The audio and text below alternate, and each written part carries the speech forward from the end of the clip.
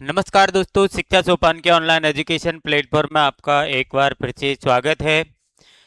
जैसा कि आप सभी को यहाँ पर दिखाई दे रहा है और सभी को पता भी है, न्यूज़पेपर भी आपने देख लिया है, सोशल मीडिया के माध्यम से खबरें भी आपने देख ली हैं, यूट्यूब चैनलों के माध्यम से भी आपने देख लिया है कि विद्या संबल योजना सरकार के द्वारा अभी हाल ही में इसकी घोषणा की गई है, जिसमें शिक्षकों के 76,791 पद जो third grade, second grade, first grade में खाली है, उनको गेस्ट फैकल्टी के तौर पर भरने की तैयारी सरकार के द्वारा की जा रही है। तो इसके लिए कौन कौन आवेदन कर सकते हैं, क्या आवेदन प्रक्रिया रहेगी, क्या आवश्यक डॉक्यूमेंट आपको चाहिए, आपको इसकी चयन प्रक्रिया क्या होगी, कहाँ जाना पड़ेगा आपको, इसके बारे में जो भी स्टेप बाय स्टेप जानकारी हम आपको देंगे वो आपके लिए लाभप्रद हो सकती है। तो सबसे पहली बात तो ये कि इसकी ज़रूरत क्यों पड़ी। सबसे पहले यदि अपन बात करते हैं कि इसकी ज़रूरत क्यों पड़ी, तो आप ये जो खबरें हैं लगातार आप देख रहे हैं कि 77,000 अभ्यर्थी जो हैं उन्होंने पेपर दिया और 67 जो अभ्यर्थी हैं वो मात्र पास हुए। व्याख्याता भर्ती परीक्षा जो है इसमें अपन को दिया गया था, शायद ये राजनीति विज्ञान की बात है, जिसमें बहुत कम, मतलब ये सभी सब्जेक्ट में लगभग ऐसा हुआ है फर्स्ट ग्रेड भर्ती के अंदर कि जहाँ पर जितने पद हैं उतने अभ्यर्थी जो है काफ़ी सब्जेक्ट में पास नहीं हो पा रहे हैं। तो ये कहीं ना कहीं शिक्षा विभाग में जो टीचरों का अभाव चल रहा है वो इन्हीं के कारण चल रहा है। फर्स्ट ग्रेड सेकंड ग्रेड में जो आरपीएससी है उसने पेपर इतना टफ बनाने का तरीका अपनाया है कि वो बच्चों को पास ही नहीं होने देती है। तो कहीं ना कहीं ये चीज़ जो है वो विद्या संबल योजना चलाने के पीछे जो है ये कारण रहा है। इसके बाद अपन देखते हैं कि विद्या संबल योजना क्या है। ये तो अपन ने देखा कि इसकी जरूरत क्यों पड़ी। तो यहाँ पर अपन को टोटल जो है वो 76,000 जो पद हैं, 76,791 पद यहाँ पर खाली हैं। ये आपके फर्स्ट ग्रेड के अंदर भी हैं और सेकंड ग्रेड के अंदर हैं और थर्ड ग्रेड के अंदर हैं। सभी के अंदर ये पद जो है यहाँ पर लिए जाएंगे। टोटल जो है ये 76,791 पद हैं और इनको आपको ध्यान रखना है ये पूर्णतः अस्थायी रहेंगे, गेस्ट फैकल्टी के रूप में काम करेंगे। ये कब तक काम करेंगे ये आपको पता है कि जब तक उस विद्यालय के अंदर उस पोस्ट के लिए कोई भी परमानेंट टीचर जब तक नहीं आएगा तब तक इनको गेस्ट फैकल्टी के रूप में इनसे काम लिया जाएगा, बच्चों की पढ़ाई को यथावत रखा जाएगा। बच्चों की पढ़ाई खराब ना हो, क्योंकि आपको पता है अभी अगस्त का महीना चल रहा है, 2 महीने बाद नवंबर में, सितंबर और अक्टूबर 2 महीने हैं बीच में, नवंबर में हाफ ईयरली एग्जाम बच्चों के आ जाते हैं।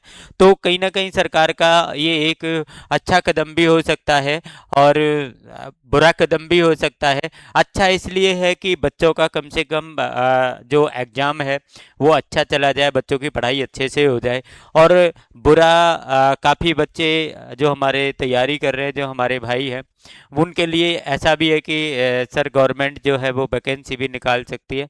तो वैकेंसी निकालने में और उसको पूरा करने में लगभग 1 डेढ़ साल का समय लगता है।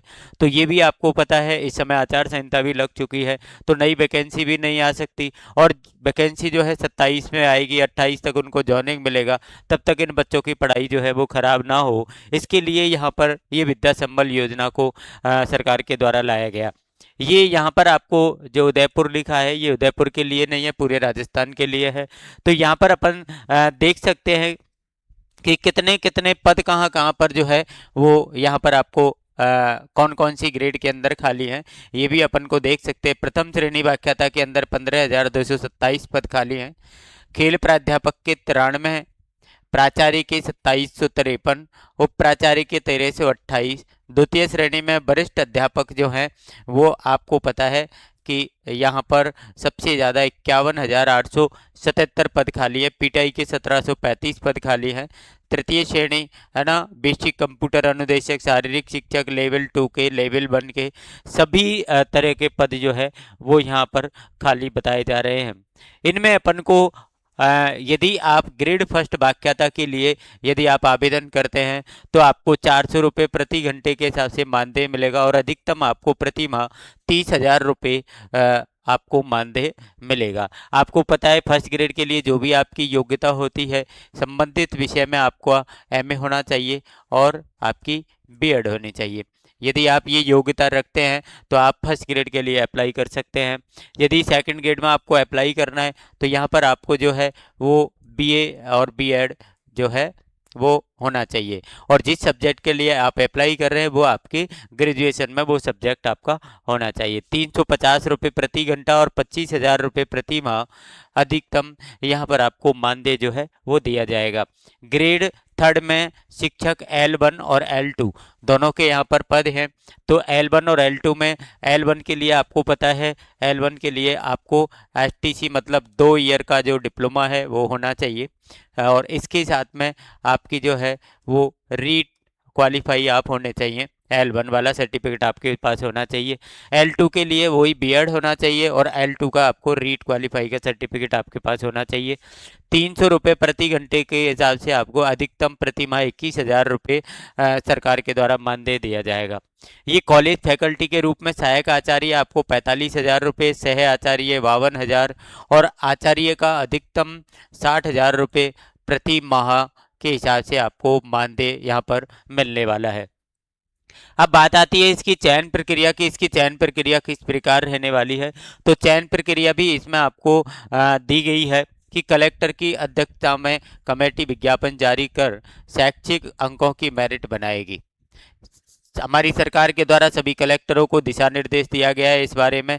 तो वो एक कमेटी बनाएंगे जिसमें कलेक्टर रहेगा या कलेक्टर के द्वारा जो भी अधिकारी जो है वो जिसको पावर दिया जाता है, अधिकार दिया जाता है अपने प्रतिनिधि के रूप में, वो इसको पूरी जो है अध्यक्ष उसका रहेगा। और पूरी कमेटी जो है जो भी स्टूडेंट, जो भी हमारे जो भाई हैं, जो भी शिक्षक पद के लिए आवेदन करना चाहते हैं तो उनके शैक्षिक अंकों की मेरिट बनाएगी।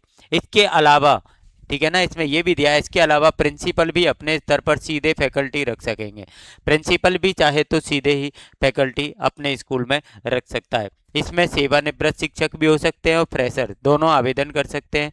यह नियुक्ति एक सत्र सेमेस्टर के लिए पूर्णतः अस्थायी होगी। नियमित नियुक्ति होते ही सेवा अपने आप समाप्त हो जाएगी। ये एक सेशन के लिए या एक सेमेस्टर के लिए ये नियुक्ति रखी जाएगी, और जैसे ही वहाँ पर उस पद पर कोई भी परमानेंट टीचर की क्या है जॉइनिंग हो जाती है, तो नियुक्ति हो जाती है, तो आपकी जो सेवा है वो तुरंत अपने आप ही समाप्त हो जाएगी। ऐसा इसमें रूल है। ये पूर्णतः क्या है, बिल्कुल ही बिल्कुल क्या है, अस्थायी है। इसमें बिल्कुल कोई चीज़ परमानेंट नहीं है। तो ये कहीं ना कहीं आपके लिए जो है वो अच्छी हो सकती है कि जो हमारे भाई तैयारी कर रहे हैं उनके लिए फ़िलहाल में सेकंड ग्रेड लग चुकी है, फर्स्ट ग्रेड का रिजल्ट आ चुका है। आगे वो या तो थर्ड ग्रेड की या सेकंड ग्रेड, फर्स्ट ग्रेड जो भी आगे तैयारी कर रहे हैं आने वाली भर्ती के लिए, तो उनके लिए कहीं ना कहीं ये एक आर्थिक रूप से संबल प्रदान करने वाली योजना है।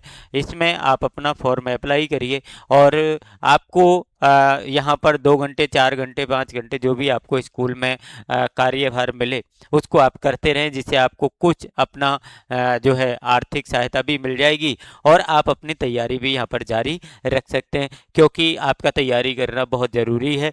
अभी आचार संहिता लगने के कारण कोई भी नई भर्ती आपको देखने को नहीं मिल सकती है, लेकिन 2027 में आपको नई भर्तियां देखने को मिलेंगी, third grade, second grade, first grade सभी के अंदर।